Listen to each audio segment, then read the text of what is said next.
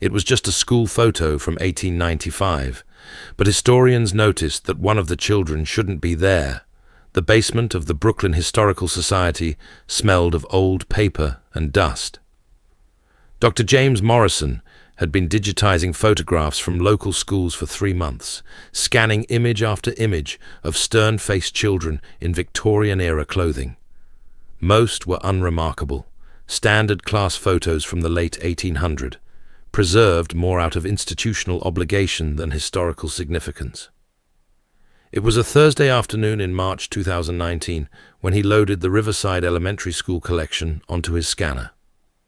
The building itself had been demolished in 1962, replaced by a parking lot, but its records had survived in cardboard boxes, forgotten in storage for decades. James adjusted his glasses and examined the screen. The photograph showed 42 children arranged in 4 neat rows on the school's front steps. The girls wore high-necked white blouses and dark skirts. The boys were dressed in wool suits with stiff collars. At the center stood a young woman, perhaps in her late 20s, with kind eyes and auburn hair pulled back severely, presumably the teacher.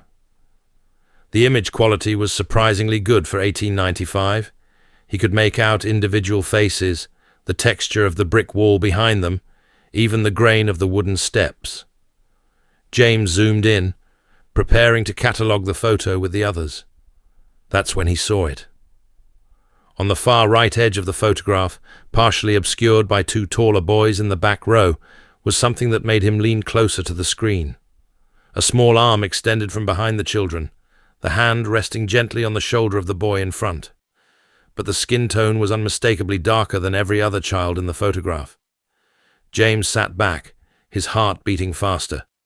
He zoomed in further, enhancing the image resolution. The hand belonged to a child, perhaps 9 or 10 years old, judging by the size.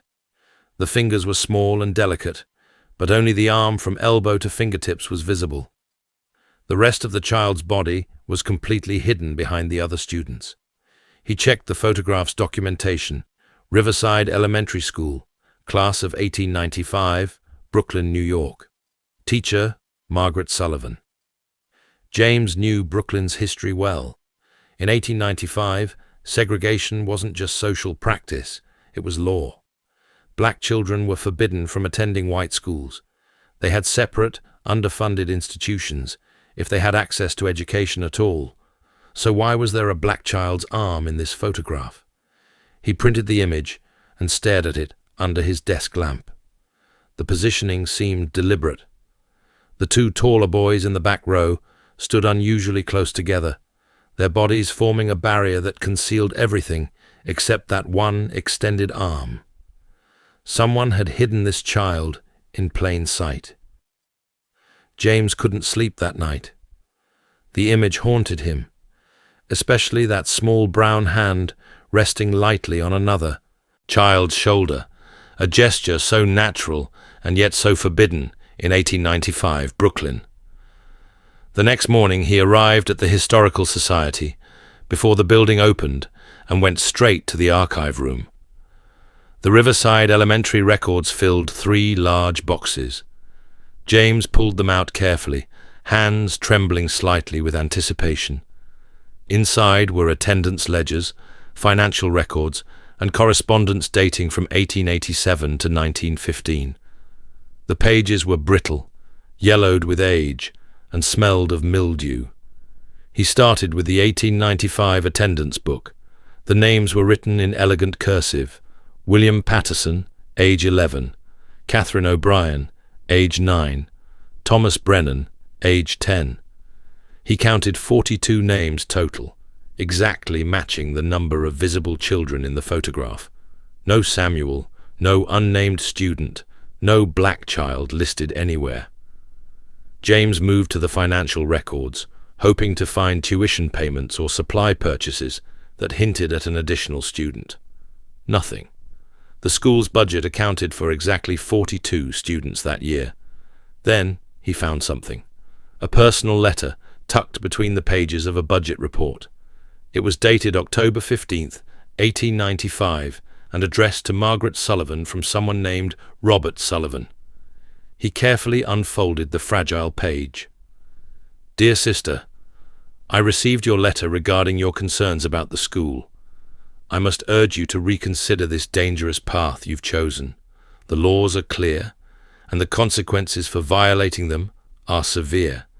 You risk not only your position, but your safety and reputation. I understand your compassion, but you must think practically. This is not a battle you can win."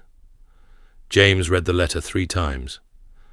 Margaret Sullivan had a brother who was warning her about something dangerous she was doing at the school, something illegal, something driven by compassion over practicality. He photographed the letter and continued searching. 2 hours later, he found another document, a complaint filed with the school board in November 1895 by a parent named Harold Jenkins. The handwriting was sharp, the words underlined with aggression. "It has come to my attention that Miss Sullivan may be providing instruction to a colored child in violation of state education laws. While I have no direct proof, I have heard rumors from my son that an additional child has been seen in the classroom after regular hours. I demand an immediate investigation into this matter." Attached was the school board's response: "Matter investigated. No evidence found. Miss Sullivan's conduct deemed appropriate. Case closed." James sat back, mind racing.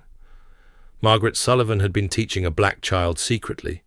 The board had investigated, but found nothing, likely because she hid the evidence well. And that photograph? It wasn't a mistake. It was quiet defiance. The hidden arm wasn't incidental. It was proof. James spent the next week uncovering everything he could about Margaret Sullivan. The Brooklyn Public Library held birth and death records, census data, and city directories that painted a picture of her life. Born in 1868 to Irish immigrants, she lost her father young, and her mother worked laundry to support the family. Margaret became a schoolteacher, unmarried, living with her mother on Atlantic Avenue. What struck James most was a newspaper clipping from 1896, a small article in the Brooklyn Daily Eagle: "Teacher resigns after controversy." Miss Margaret Sullivan, instructor at Riverside Elementary School, has resigned her position effective immediately. Chairman Edward Whitmore stated that Miss Sullivan's departure was voluntary and wished her well in future endeavors. Miss Sullivan declined to comment. The timeline was unmistakable. The photograph was taken September 1895. The complaint was filed in November.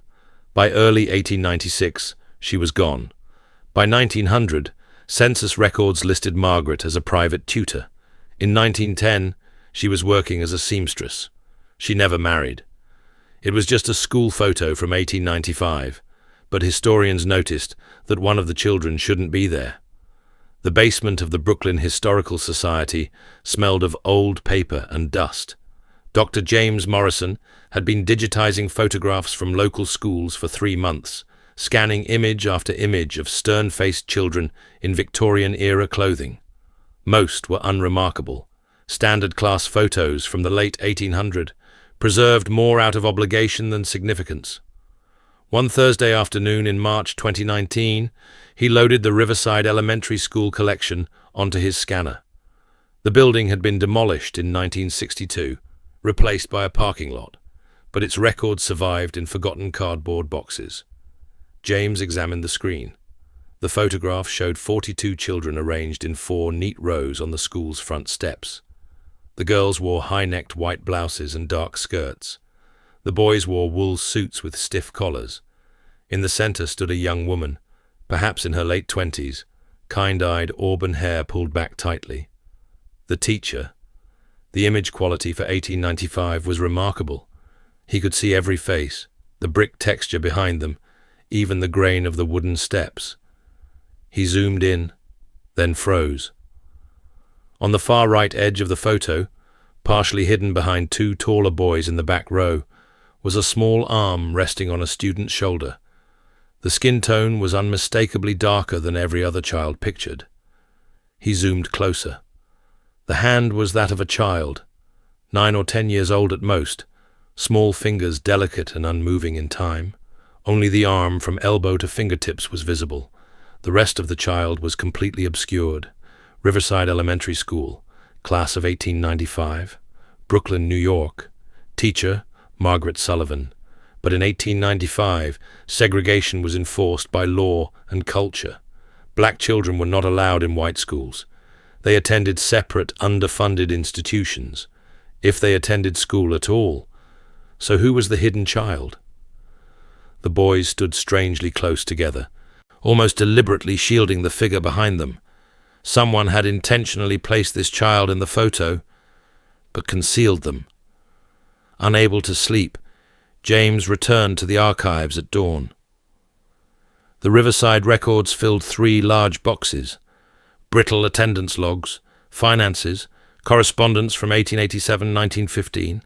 He opened the 1895 ledger, 42 students, exactly the number in the photo. No Samuel, no extra child, no mention of a black student. But then he found a letter, October 15th, 1895, from Robert Sullivan to his sister, Margaret. I urge you to reconsider this dangerous path. The laws are clear. You risk your position, your safety, your reputation. I understand your compassion, but this is not a battle you can win. Hours later, another document surfaced, a complaint from a parent, Harold Jenkins. I have heard rumors that Miss Sullivan instructs a colored child after hours. I demand investigation. The board's note was brief. No evidence found. Case closed. James realized the truth. Margaret Sullivan had been secretly teaching a black student. The hidden arm wasn't an accident. It was proof. A quiet rebellion captured on film. He spent a week researching her life. Born 1868, Irish immigrant family, became a teacher young, then a clipping from 1896. Teacher resigns after controversy. Miss Margaret Sullivan steps down. Departure voluntary, no comment given. The timing matched, just months after the complaint. She never taught again. But one question remained. Who was the child? James returned to the photo and studied the boy whose shoulder the hidden hand rested on. Patrick Murphy, age 9. He traced Patrick through census records, delivery boy, then carpenter, then married with children. A World War I draft card listed an emergency contact. Notify also Mr. Samuel Carter, 447 Dalb Avenue. Dalb Avenue, historically black Brooklyn. James followed the trail to the Bridge Street AME Church. Their archives held a short note from 1895. Samuel Carter, age 9, shows exceptional aptitude. Grandmother seeks more advanced education. Prayers requested for guidance. Then, in a deacon's journal dated March 1896, Alice Carter's grandson will no longer receive special instruction. Arrangement ended. She is heartbroken. Exactly when Sullivan resigned. James needed family testimony. He traced Patrick's descendants to a man named David Murphy. They met in a cafe. David brought a box. Inside, a photograph. 2 boys around 10 years old. One white, one black. Arms around each other, smiling. On the back, Patrick Murphy and Samuel Carter. Friends forever. September 1896. David handed James a letter written decades later by Patrick's daughter. Notes her father insisted she save. Miss Sullivan was the kindest teacher I knew. She taught Samuel in secret. We studied together after school.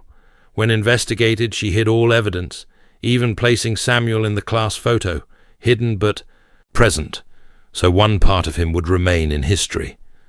After she resigned, Samuel and I stayed friends in secret. She taught us courage means doing what's right, even when the law says otherwise. With Patrick's testimony documented, James turned his attention to finding Samuel's descendants. The trail was harder to follow. Black family records from that era were often incomplete or lost. But through church archives, census files, and the help of genealogists specializing in African American history, he finally found a lead. Samuel Carter had married in 1908 to a woman named Ruth Jenkins. They had 4 children. One of them, a son named William, had a daughter named Dorothy, still alive at 93 years old, living in a nursing home in Queens. James called the facility and explained the purpose of his research. The administrator was cautious, but agreed to ask Dorothy whether she was willing to meet. 2 days later, James received a call. "Ms. Dorothy says she's been waiting 70 years for someone to ask about her grandfather," the administrator told him. "She will see you tomorrow."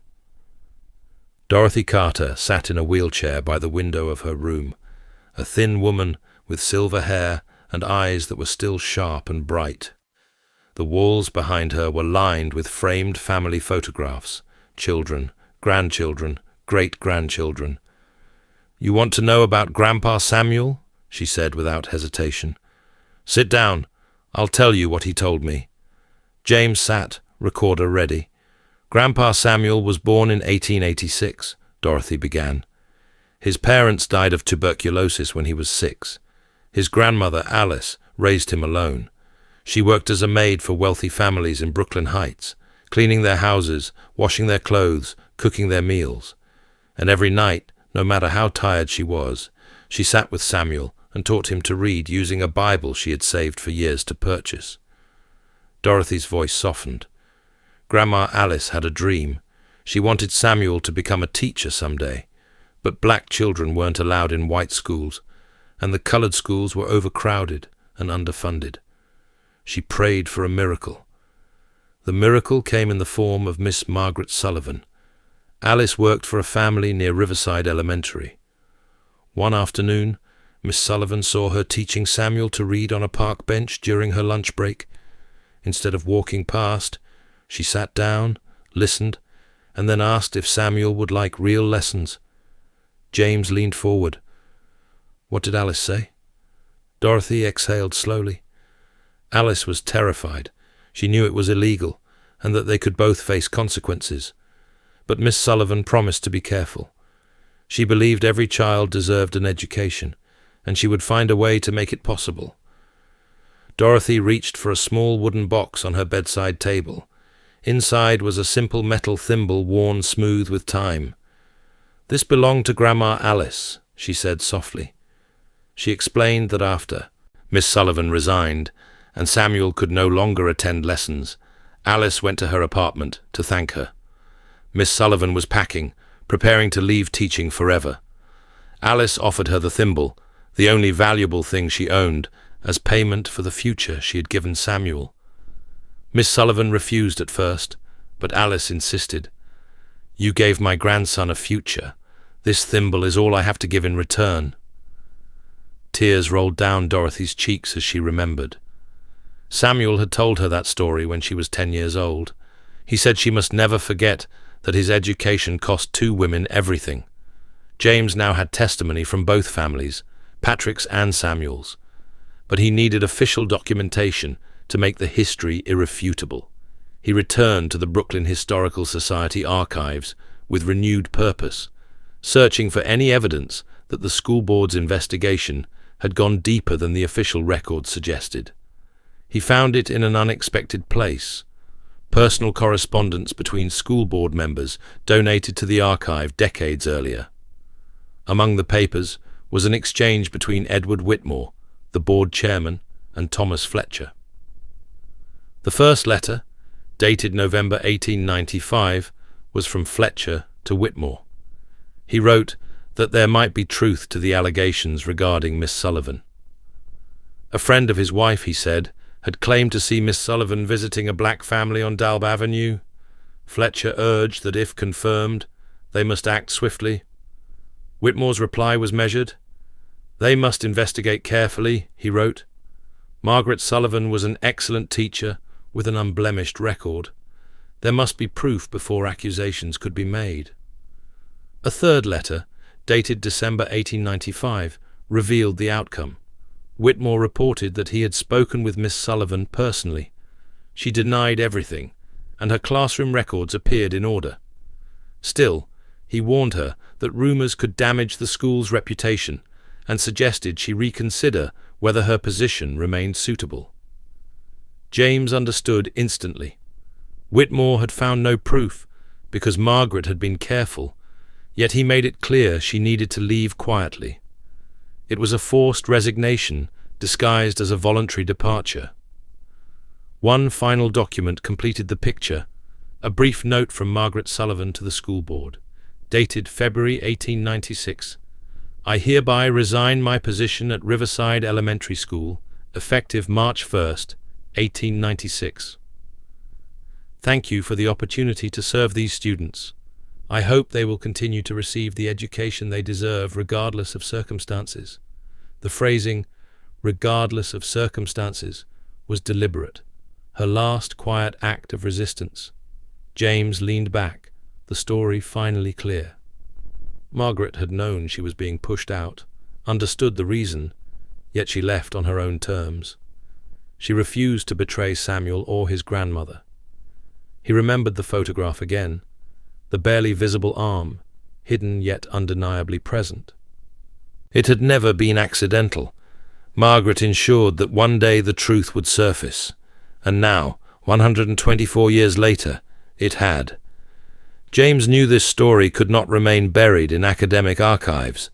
It needed to be told, to remind people that history was shaped not only by grand rebellions, but by small, steadfast acts of conscience. He contacted the Brooklyn Daily Eagle, now a digital publication. The feature's editor, Rebecca Torres, responded almost immediately. "This is exactly the kind of history the world needs to hear," she said. "When can we run it?" James replied, "After one more thing. I want the descendants to meet." He reached out to David Murphy in New Jersey and Dorothy Carter in Queens. He explained that he wanted them to see the photograph together. Two families once joined by childhood friendship, and a teacher who defied the law to unite them. They agreed without hesitation. They met on a bright Saturday morning in May 2019 at the Brooklyn Historical Society. James had arranged a private room where the original photograph hung framed beneath an enlarged copy highlighting Samuel's arm.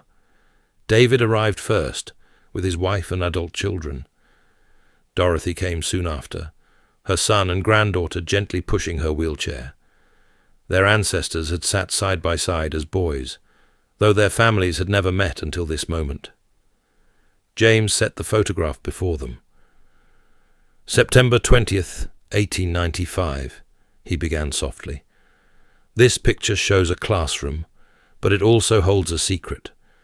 It proves a friendship the world tried to erase." He pointed to the arm. "Samuel Carter, Dorothy's grandfather. And here, the boy beside him, Patrick Murphy, David's great-grandfather. Margaret Sullivan brought them together because she believed education belonged to every child." Dorothy leaned forward, eyes shining. Her hand trembled as she touched the glass. "That's my grandpa. I always heard stories, but I never thought anyone would prove them. I never thought anyone would remember." David reached forward too, placing his hand beside hers. "Our great-grandfather always said Samuel was his best friend. Losing him broke his heart." James smiled gently. "They didn't lose each other." He revealed the later photograph, the two boys together, smiling, arms around each other. They found their own way, even when the world tried to separate them. Dorothy cried quietly. David's wife passed her a tissue. Her granddaughter rested her hands on her shoulders. "Miss Sullivan risked everything," Dorothy whispered. "Then let's thank her properly," James replied. The story ran on June 15th, 2019, titled "Hidden in Plain Sight," the 1895 school photo that revealed a secret act of resistance. The article spread rapidly, shared thousands of times within hours. National news outlets picked it up. The New York Times published a feature. CBS Evening News aired a segment. People were moved by the small brown arm on a friend's shoulder, a gesture of innocence, courage, and defiance. But what astonished James were the letters from teachers. hundreds, then thousands. They wrote that Margaret Sullivan reminded them why they became educators. One message came from Alabama. I'm pressured to overlook students who struggle with English. Your article reminded me that every child deserves to learn. Margaret Sullivan is my hero. 3 months later, the principal of the school that now stood where Riverside Elementary once stood contacted James. We want to honor her. Will you help? On September 20th, 2019, exactly 124 years after the photo, a bronze plaque was unveiled at the school entrance. It read, "In memory of Margaret Sullivan, teacher, 1893-1896. In defiance of unjust laws, she opened her classroom to all children. Her courage reminds us that education is a right, not a privilege, and that even the smallest act of resistance can echo through generations." Below the inscription was the 1895 photograph, with an arrow pointing to Samuel's partially visible arm. David and Dorothy attended alongside more than 30 descendants. Students from many backgrounds read essays about what education meant to them. Dorothy spoke first, her voice soft yet strong. "My grandfather became a teacher. He served children in Harlem for 40 years. He said he owed everything to 2 women, his grandmother Alice and Miss Sullivan, who saw him as a student, not a skin color." Then David stepped forward. "Our great-grandfather taught us that friendship has no color, and sometimes doing right means breaking the wrong rules." After the ceremony, a small girl, Dorothy's great-great-granddaughter, looked up at the photograph. "Why did they have to hide him?" she whispered. Dorothy squeezed her hand. "Because people then believed wrong things, but Miss Sullivan knew better. That's why we still remember her." 6 months later, a package arrived from Connecticut, sent by Helen Bradford, Margaret Sullivan's great-great-niece. Inside lay a weathered leather journal with Margaret's name embossed on the cover. Helen's note read, "We never knew her story until your article. This journal belongs with history." James opened it carefully. Entries dated from 1893 to 1896, her years at Riverside. Most were ordinary notes on teaching, but then came the entries that changed everything. October 12, 1894. "Today I met a remarkable child, Samuel. His hunger to learn is fierce. How many brilliant minds are denied simply by birth. November 3rd, 1894, I will teach him, despite the risks. God gave me this gift. I must use it for all children." April 20th, 1895. Samuel thrives. Patrick helps him, and Samuel helps Patrick. Children do not carry the prejudices of adults. September 18th, 1895, the day before the photograph. He must not be erased. I will place him just within the frame, enough for truth to survive. November 30th, 1895. The investigation has begun. I must protect him. If my career is the cost, so be it. February 28th, 1896. I have resigned. I do not regret it. Samuel learned, and that is enough. March 15th, 1896. Alice gave me a thimble, the only thing she had. I will keep it forever. She is the true hero. May Samuel's life prove that some rules are meant to be broken. James closed the journal, eyes blurred with tears. Margaret had never lived to see her courage celebrated. Alice had died knowing her grandson succeeded. Samuel had become a teacher. Patrick had carried the lesson of friendship across generations. And that photograph, the tiny arm, the quiet defiance, had waited more than a century to be seen. Now it hung in the Brooklyn Historical Society beside Margaret's journal. Thousands came to see it, students, teachers, families, historians, all pausing at the same spot, noticing the same small gesture. A hand, a friendship, a refusal to forget. Some acts of courage are thunderous, others are hidden, waiting for someone to look closely enough to hear them. Margaret Sullivan made sure Samuel was in that picture, and 124 years later, the world finally saw him.